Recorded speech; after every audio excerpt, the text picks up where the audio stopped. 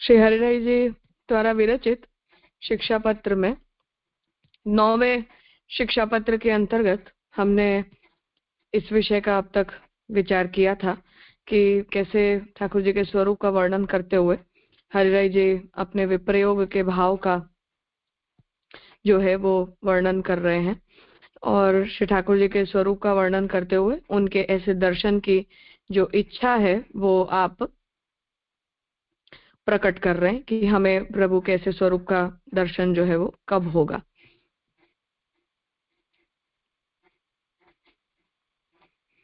ऐसे जो भगवान है वो भक्तों के हृदय का को निरुद्ध करते हैं अपने अंदर, और प्रभु के ऐसे स्वरूप का अनुभव आदि करने के लिए ब्रजभक्त यमुना जी की योग्यता है। ऐसे भगवान विप्रयोग रूप से विरहात्मक स्वरूप से हमारे हृदय में स्थित हों, ऐसी आकांक्षा श्री हरिराय जी जो है वो अपने हृदय में प्रकट कर रहे हैं।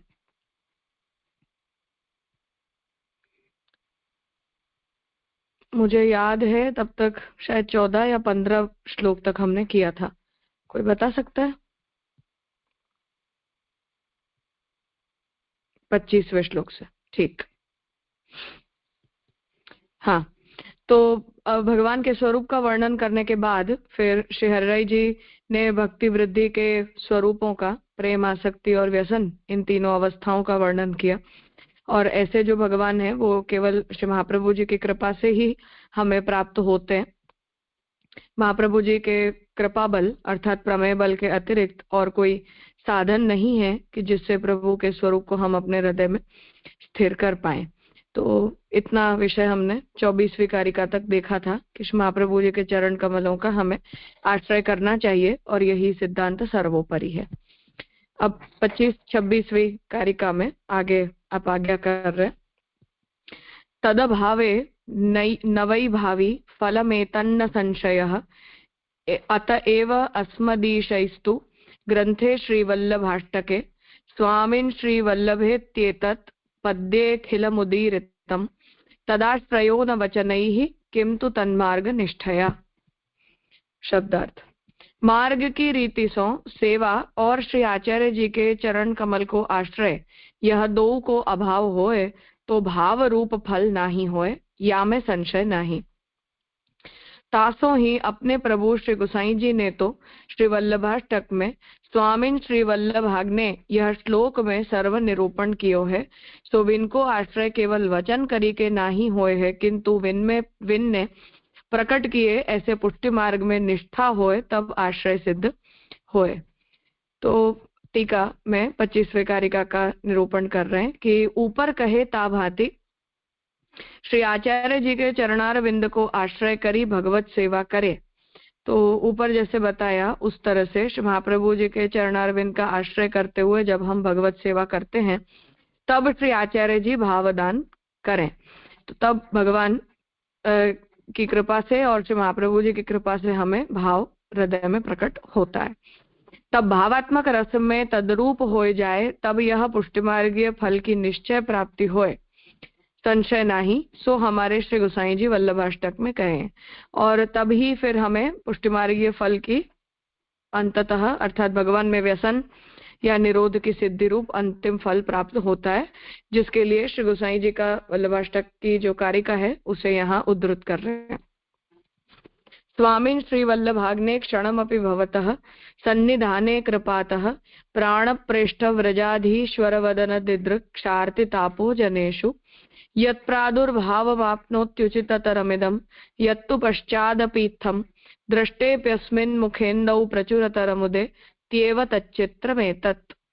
हे स्वामिन् श्री वल्लभ रूप अग्नि, क्षण हूँ आपके समीप में, आपकी कृपातें प्राण प्रिय श्री व्रजाधीश्वर श्री कृष्ण के मुखारविंद के दर्शन की इच्छा की आरती भक्त जनन में प्रकट होए है, सो अत्यंत युक्त है।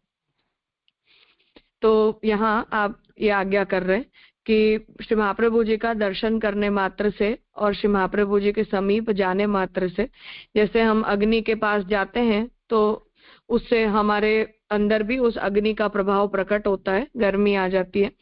उसी प्रकार से महाप्रभु जी के समीप कोई जीव यदि क्षण मात्र भी जाता है तो महाप्रभु जी की कृपा से, जैसे महाप्रभु जी को भगवान के प्रति प्रेम है और प्रभु को प्राप्त करने के विषय में श्री महाप्रभु जी में जैसे विप्रयोग है, उसी प्रकार की भगवत प्राप्ति की आरती भक्त जन के हृदय में भी प्रकट होती है। तो अत्यंत युक्त है, ये बात एकदम ठीक है। परंतु जो पाछे हूँ यह मुखारविंद रूप चंद्र दृष्ट भये हूँ, यह आरती अत्यंत उत्पन्न होए है, यह आश्चर्य है इत्यादि वचन करी, यह वचन के अनुसार आश्रय और यह पुष्टि मार्ग में निष्ठा होए, तब सगरी लीला को अनुभव होए। सो आश्रय और मार्ग में निष्ठा कौन प्रकार होए, सो आगे कहते। तो यहाँ आपने ये सिद्धांत बताया कि इस तरह जिस जीव, जो भी जीव महाप्रभु जी के समीप रहता है, उस जीव के हृदय में भगवान के दर्शन की आकांक्षा प्रकट हो जाती है। ये बात एकदम युक्त है। परंतु यहाँ ये श्लेष श्री गोसाई जी ने किया है कि महाप्रभु जी का दर्शन करने के बाद भी हमारे हृदय में वो आरती बढ़ती जाती है, ये बहुत आश्चर्य का विषय है। तो किसी का दर्शन करने के बाद तो हमारे हृदय में उन्हें प्राप्त करने की आकांक्षा खत्म हो जाती है, अर्थात हमें ऐसा लगता है कि हमें जो चाहिए था वो मिल गया। परंतु भगवान के दर्शन में ऐसा नहीं होता है। हम जितना दर्शन करते हैं उतना अधिक दर्शन करने की आकांक्षा हृदय में प्रकट होती है। ये आश्चर्य का विषय है, ऐसा श्री गोसाई जी यहाँ उद्गार प्रकट कर रहे हैं। तो ये आज्ञा कर रहे हैं कि इसी प्रक्रिया से, अर्थात प्रभु का आश्रय महाप्रभु जी के आश्रय से प्राप्त होता है और महाप्रभु जी के आश्रय में होने से प्रभु को प्राप्त करने की आकांक्षा हृदय में हमारे प्रबल होती जाती है। ये प्रक्रिया यहाँ श्री हरिराय जी समझा रहे हैं। अब जो मार्गनिष्ठा है वो केवल आश्रय करने मात्र से नहीं होती, जैसा कि पहली पंक्ति में कहा कि महाप्रभु जी ने हमें जो जो भी साधन बताए हैं कि ऐसा करो, तो महाप्रभु जी की कृपा तो हो गई, महाप्रभु जी प्रकट भी हो गए, मार्ग भी मिल गया, हम इस मार्ग में आ भी गए, तो होने के लिए बहुत कुछ हो गया। परंतु फिर भी हमारे पास जो भी हमारा जो कर्तव्य है, वो जो भी शेष है, उसमें यदि हम निष्ठ नहीं होते तो केवल महाप्रभु जी का इतना कृपा बल कि हम इस मार्ग के अंदर आ गए या ये मार्ग हमें मिल गया, इतने कृपा बल से भगवत प्राप्ति नहीं हो जाती है। इसलिए उस मार्ग निष्ठा का निरूपण अब आगे के कारिकाओं में हरिराय जी करेंगे। हाँ स्वातिबन। राजा, ये जो टीका में सेकंड लाइन है ना, ये श्री गुजराती है, हिंदी खाली करके पढ़ रही हूँ। श्री आचार्य जी भावदान करेंगे तब भावात्मक रस रूप में तद्रूप हो जाएंगे, हो जा सके। तो वो भावात्मक रस रूप में तद्रूप यानी आचार्य के रूप, या कैसे तद्रूप को क्या समझना? या कृष्ण रूप, भगवत रूप, भगवत भक्ति भावात्मक रूप। हाँ, तो आचार्य जी के चरणारविंद में जो आश्रय करेंगे और भगवत सेवा करेंगे तो प्रभु रूप हो जाएंगे, ऐसे बता रहे। हाँ, अर्थात महाप्रभु जी कृपा करेंगे तो महाप्रभु जी के प्रमेय बल से हमारे हृदय में जो भाव है वो तद्रूप हो जाएगा, अर्थात जैसा महाप्रभु जी का भगवत भाव है ऐसा ही भाव हमारा भी हो जाएगा। ओके, क्लियर जी राजा, प्रणाम राजा। तो महाप्रभु जी भाव दान करेंगे ऐसा कहना चाह रहे हैं।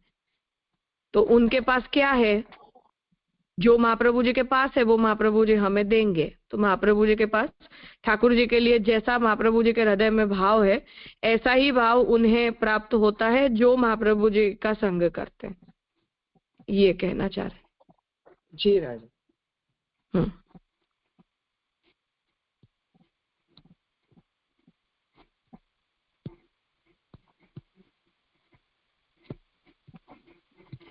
ठीक, आगे। मार्ग निष्ठा न स्वबाधः किंतु तादृक् गुरुदितैः गुरुदितानि वाक्यानि न स्वतो ह्यनुवादतः। मार्ग में निष्ठा अपने ज्ञान करके न होए, किंतु ऐसे गुरु के वचनामृत सो होए, और यह वचनामृत अपनी बुद्धि परिकल्पित न होए परंतु पुष्टि मार्ग के सिद्धांत के अनुवाद रूप होए। ये वचन श्री हरिराय जी के बहुत ही ज्यादा आइकॉनिक हैं और सिद्धांत वचनावली में, इसीलिए श्री श्याम काका जी ने स्वमार्गीय ग्रंथाध्ययन पद्धति के सिद्धांतों का संग्रह करते हुए हरिराय जी के इन्हीं वचनों का संग्रह किया है। तो हरिराय जी यहाँ ये आज्ञा कर रहे हैं कि पुष्टि मार्ग में निष्ठा गुरु के बोध किए बिना न होए, जब गुरु प्रसन्न होए कृपा करी के बोध करे तब मार्ग में निष्ठा होए। और यह जीव को गुरु के वचन में दृढ़ विश्वास होए, विश्वास करी गुरु के वचनन को वारंवार अर्थ सहित भावना करें। अपने मन सो अर्थ भावना न होए तो तादृशीय वैष्णव सो मिली के गुरु के वचन को अनुवाद करे, वारंवार भावना करे। तो यहाँ ये आज्ञा कर रहे हैं कि मार्ग में निष्ठा हमें अपनी बुद्धि से, अपनी समझ से नहीं हो जाती है, परंतु मार्ग निष्ठा किसे कहते हैं, मार्ग के साधन निष्ठ किसे कहते हैं, इस बारे में गुरु के वचन निर्णायक होते हैं। तो गुरु के वचनों का श्रवण करते हुए उन वचनों का बारंबार चिंतन करना चाहिए, अपनी निष्ठा को हमें इवेल्युएट करना चाहिए। यदि उन वचनों की समझ प्राप्त करने के लिए हम स्वयं सक्षम न हो तो तादृशीय वैष्णवों के साथ मिलकर उनके वचनों पर हमें बार बार विचार करना चाहिए। अनुवादो न स्वबुद्ध्या किंतु मूल क्रमागतः अथापि तत्र चापेक्षो दृढ़ स्वाचार्य संशयः। अनुवाद शब्दार्थ, अनुवाद अपनी बुद्धि तय न करनो किंतु मूल क्रम तय प्राप्त अर्थ करनो, ता पीछे हूँ या मैं अपने श्री आचार्य जी को दृढ़ आश्रय चाहिए। टीका, गुरु के वचन को अनुवाद अपनी बुद्धि तय कल्पना करी न करे, जो मूल क्रम तय श्री आचार्य जी, महाप्रभु जी, सुबोधिनी जी निबंध आदि ग्रंथ किए हैं ताको भाव विचारे, तो श्री आचार्य जी की कृपा तय श्री सुबोधिनी जी आदि में जानो जाए, तो श्री आचार्य जी के चरणार विंद को दृढ़ आश्रय होए, तब श्री आचार्य जी कृपा करे। ताते श्री आचार्य जी के चरणार विंद को दृढ़ आश्रय करी श्री सुबोधिनी जी निबंध में जा क्रम सो भाव है, ता क्रम सो अपने हृदय में भावना करी सेवा करे। नोट्स हैं इसमें, वो देख लें। तो श्री आचार्य जी के प्रकट किए पुष्टिमार्गीय सिद्धांत के ग्रंथ यहाँ वचनामृत शब्द सो लिए जाए हैं, तासो गुरु की आज्ञा हु अपने मन में आए ऐसी न होए, किंतु श्री आचार्य जी प्रकटित ग्रंथानुसार होए। ग्रंथ को अर्थ हु अपनी बुद्धि परिकल्पित न करें, किंतु इनके टीकाकार श्री पुरुषोत्तम जी प्रभृति ने किए अर्थ के अनुवाद रूप करें। एतन मार्गीय विद्वान जो पारंपर्यते गुरु के मुखते वा ग्रंथानुवाद को आश्रय जानते आए हुए, सो ही अर्थ मान्य करनो, ऐसो श्लोक को अभिप्राय है। तो श्री हरिराय जी यहाँ बहुत स्पष्ट ये निर्देश कर रहे हैं कि हम महाप्रभु जी के वचनों का आशय अपनी बुद्धि से कुछ समझते हैं, परंतु वो आशय श्री महाप्रभु जी का आशय है ऐसा नहीं है। तो मूल क्रमागतः उसे हमें मूल क्रम से समझना चाहिए। तो गुरु जो कुछ भी कहते हैं वो उन्हें महाप्रभु जी के वचनों के आधार पर देखना चाहिए। महाप्रभु जी के भी आशयों को समझना हमारे लिए संभव नहीं, इसलिए पुरुषोत्तम जी आदि टीकाकारों ने महाप्रभु जी के वचनों का व्याख्याओं से जो अर्थ हमें समझाया है, उन अर्थों को ध्यान में लेते हुए हमें महाप्रभु जी के वचनों का अर्थ करना चाहिए, और फिर उन व्याख्याओं को ध्यान में लेते हुए हमें उन अर्थों का चिंतन करना चाहिए। खुद ना कर पाए तो गुरु के द्वारा समझना चाहिए अथवा तादृशी वैष्णवों के साथ मिलकर करना चाहिए, परंतु बुद्धि कल्पित अर्थ को हमें सिद्धांत नहीं समझना चाहिए।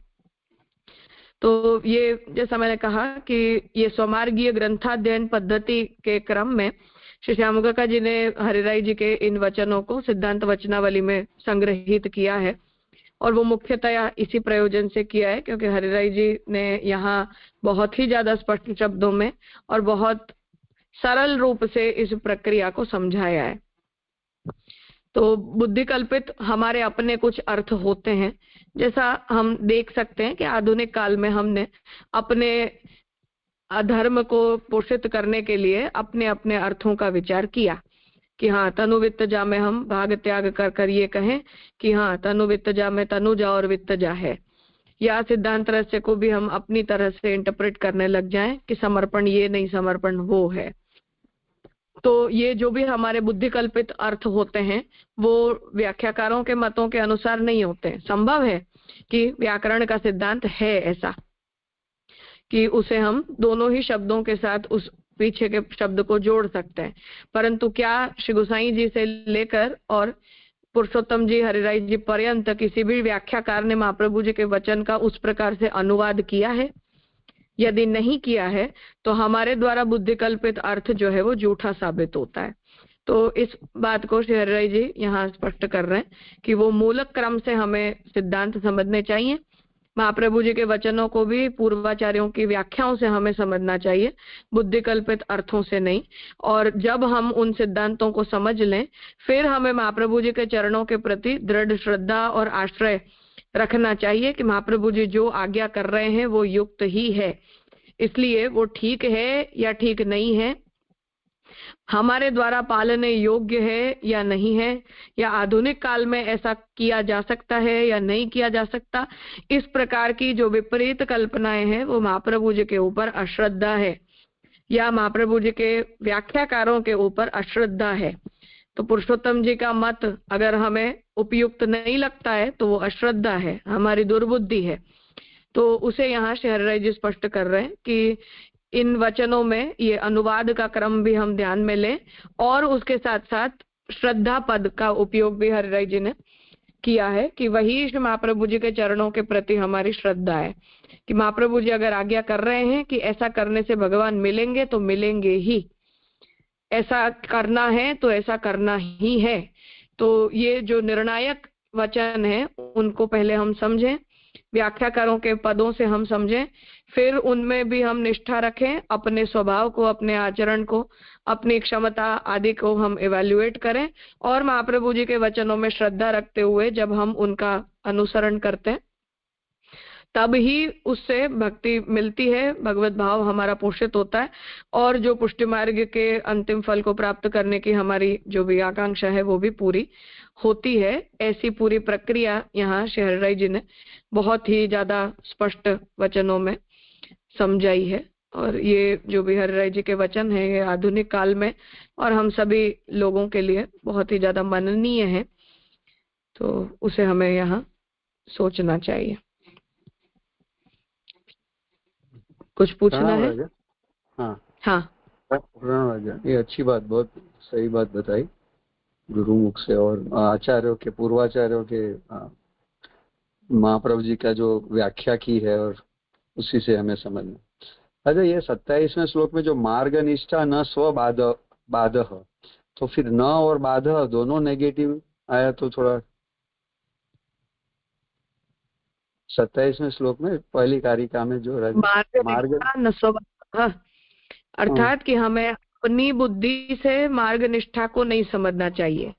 हाँ, वो समझा, पर ये न और बाधा दोनों नेगेटिव, तो कैसे यानी मार्ग निष्ठा स्वबाधा न, अर्थात कि मार्ग निष्ठा अगर हम ये समझते हैं कि हमने जो सोचा है वो हमारी मार्ग निष्ठा है तो वो नहीं, उससे उसका बाध होता है, ये कहना चाह रहे हैं। अच्छा, हाँ, मार्ग निष्ठा स्वबुद्धि स्वबाधा, हाँ स्वबाधा, उससे वो बाधित हो जाती है, ऐसा कहना चाह। हाँ,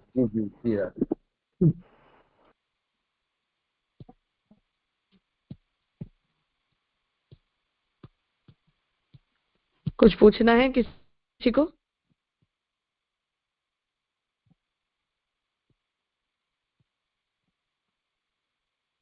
ठीक है।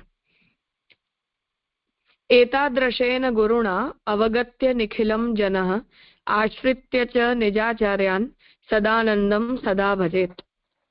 शब्दार्थ: भक्तजन ऐसे गुरु ते सर्व जानी के अपने श्री आचार्य जी को आश्रय करके सदानंद रूप श्री कृष्ण को सदा भजन करे।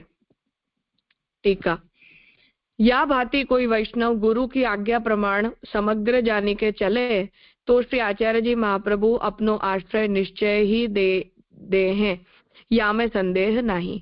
सदा आनंद रूप श्री आचार्य जी है, यह भाव सो भजन करें। तो अब यहाँ ये आज्ञा कर रहे हैं कि ये गुरु का कर्तव्य है कि वो अपनी बुद्धि से महाप्रभु जी के वचनों का तात्पर्य न करे, परंतु व्याख्याकारों के मतानुसार उनका अनुसरण करे। तो जब ऐसा अनुसरण करते हुए कोई गुरु की आज्ञा से हम महाप्रभु जी के सिद्धांतों को समझते हैं और उनका अनुसरण करते हैं, तब श्री महाप्रभु जी अपना आश्रय हमें प्रदान करते हैं, अर्थात हमें अपने शिष्य के रूप में महाप्रभु जी निश्चित ही स्वीकारते हैं, इसमें कोई संदेह नहीं है। सदा आनंद रूप श्री आचार्य जी हैं, यह भाव सो भजन करे। और लौकिक वैदिक में आनंद तुच्छ है, सदा नाही। लौकिक में विषय आदि सुख ता करी नरक में जाए, और स्वर्ग आदि सुख सो पुण्य क्षीण भये संसार में परे दुखी होए। और श्री आचार्य जी सदा एक रस आनंद रूप हैं, सो श्री गोसाई जी सर्वोत्तम जी में श्री आचार्य जी महाप्रभु जी को नाम कहे हैं। आनंदाय नमः, परमानंदाय नमः इत्यादि वचन के भाव से जानने। तो यहाँ ये आज्ञा कर रहे हैं कि श्री महाप्रभु जी जो है वो उत्तम उत्तम गुरु हैं, भगवद आनंद को प्रदान करने वाले गुरु हैं, जो गोसाई जी ने सर्वोत्तम स्तोत्र में श्री कृष्ण ज्ञान दो गुरु, वहां भी आप ये आज्ञा कर रहे हैं। तो श्री महाप्रभु जी जो है वो पूर्णानंद हैं, क्योंकि वो पूर्णानंद के प्राप्ति का मार्ग हमें बताते हैं। और आप स्वयं भी भगवान के उसी भजनानंद में आनंद रूप होकर नित्य विराजमान रहते हैं। इसलिए ऐसे जो भगवान हैं, ऐसे जो श्री महाप्रभु जी हैं, उन्हीं को हमें पूर्णानंद रूप जानने चाहिए। तो उनका आश्रय करने से हमें ऐसे आनंद का अनुभव, ऐसे आनंद का जो लाभ है वो प्राप्त होता है। और ऐसा जो आनंद है वो लोक और वेद के अंदर कहीं भी नहीं है, ऐसा हमें समझना चाहिए। तो उस आनंद की यहाँ निंदा कर रहे हैं कि लोक का जो भी दुख है वो भी क्षणिक होता है। पाप आदि हम करते हैं तो नरक में जाकर पुनः पुनरावृत्ति को प्राप्त करते हैं। और यदि स्वर्ग लोक को प्राप्त करके हमें लगता है कि हम सुखी हो गए, तो स्वर्ग लोक भी जो है वो अक्षय नहीं है, परंतु नाशवंत फल को ही देता है। इसलिए नाशवंत फल को देने वाला होने के कारण उन दोनों में ही हमें सुख का अनुभव नहीं करना चाहिए, परंतु उन दोनों ही स्थितियों को दुख रूप जानकर श्री महाप्रभु जी के आश्रय को ही हमें पूर्णानंद प्राप्ति के मार्ग के रूप में समझना चाहिए। और उसमें श्री गोसाई जी ने जो महाप्रभु जी के दोनों नाम दिए हैं, उन्हें यहाँ गोपेश्वर जी उद्धृत कर रहे। उनका विशेष निरूपण यद्यपि श्री श्याम काका जी ने सर्वोत्तम स्तोत्र के प्रवचन में किया ही है, परंतु संक्षेप में उनका तात्पर्य यह है कि श्री महाप्रभु जी क्योंकि निरुद्ध अवस्था को प्राप्त हुए हैं और भगवान के पूर्णानंद का स्वयं अनुभव करते हैं, इसलिए आनंदो लब्ध्वा आनंदी भवति वाली सिद्धांत के हिसाब से श्री महाप्रभु जी पूर्णानंद हैं, आनंद रूप हैं, ऐसा समझना चाहिए।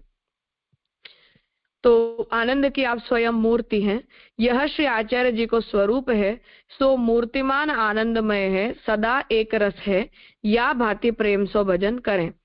तहाँ कोई कहे जो श्री आचार्य जी महाप्रभु के पुष्टि मार्ग में सगरे जीव श्री आचार्य जी को आश्रय करी सेवा करत है, और तुम कहे भाव सो भजन करें, सो कहा तहाँ कहत है।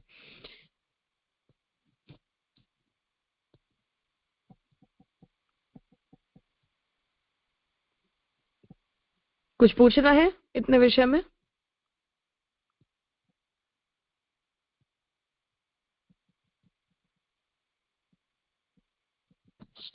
राजा लास्ट लाइन थोड़ा इलाबोरेट करके समझाओ ना। उसका तो जवाब आगे के श्लोक में दे रहे हैं ना, इसलिए। ओके, अच्छा, शंका के रूप में रख। हाँ, वो पीछे आगे के श्लोक का उपक्रम है। ओके जी राजा। तो वहां ये कह रहे हैं कि हमें महाप्रभु जी के प्रति भाव रखते हुए सेवा करनी चाहिए, ऐसा जो कहा उसका क्या तात्पर्य है। तो सब जीव तो महाप्रभु जी का आश्रय करके सेवा करते हैं, और हरिराय जी लिख रहे हैं कि महाप्रभु जी में भाव करके सेवा करनी। तो इन दोनों स्थितियों में क्या अंतर है, उसका फिर निरूपण आगे के श्लोक में करेंगे जी। हाँ प्रणव भाई। प्रणाम राजा। ये आनंद जो पीछे बात आई दोनों नाम के बाद,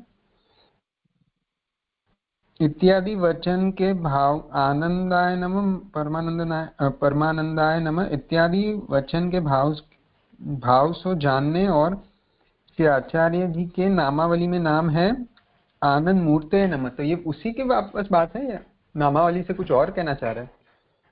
नहीं, वही है। सर्वोत्तम स्तोत्र में जो कारिकात्मक है उसे फिर नामावली के रूप में लिखा गया है। प्रत्येक श्लोक में एक एक शब्द को नमः नमः करके, जैसा त्रिविध लीला नामावली में उस तरह। वो स्वयं श्री गुसाई जी रचित है या फिर आगे के हरिराय जी, ऐसे हुआ? हरिराय जी ने अच्छा, टीका में इस तरह से लिखा है।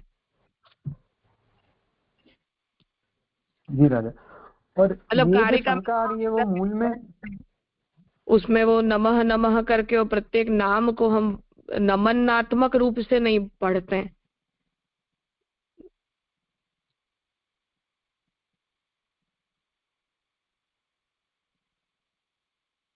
जी 108 नाम का पाठ एक साथ होता है, हाँ वहां पर वो नमनात्मक पक्ष नहीं है।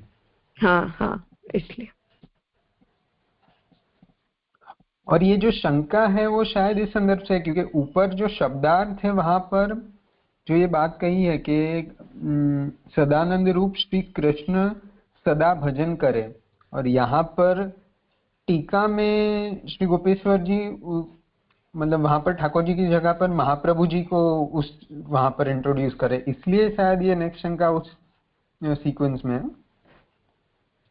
नहीं, एक आश्रय करके सेवा करनी और भाव करके सेवा करनी, उन दोनों में क्या अंतर है, ऐसा प्रश्न पूछ रहे हैं। अच्छा, क्योंकि मूल जो ये है निजाचार्यन सदानंदम सदा भजे, वहां पर वापस शब्दार्थ में श्री आचार्य जी को आश्रय करके सदानंद रूप, अभी सदानंद रूप को श्री आचार्य जी पे जोड़ना है या दोनों पर जोड़ना है? महाप्रभु जी में। अच्छा, हाँ क्योंकि सीधा शब्द जा रहा है करके सदानंद रूप श्री कृष्ण को सदा भजन करे। हाँ, पर मतलब वो सदानंद रूप महाप्रभु जी को जानते हुए कृष्ण का भजन करे, ऐसा कहना चाह रहे। अच्छा, जी राज, हाँ हाँ ठीक है, तो आज यहाँ रखते हैं, आगे का श्लोक कल करेंगे।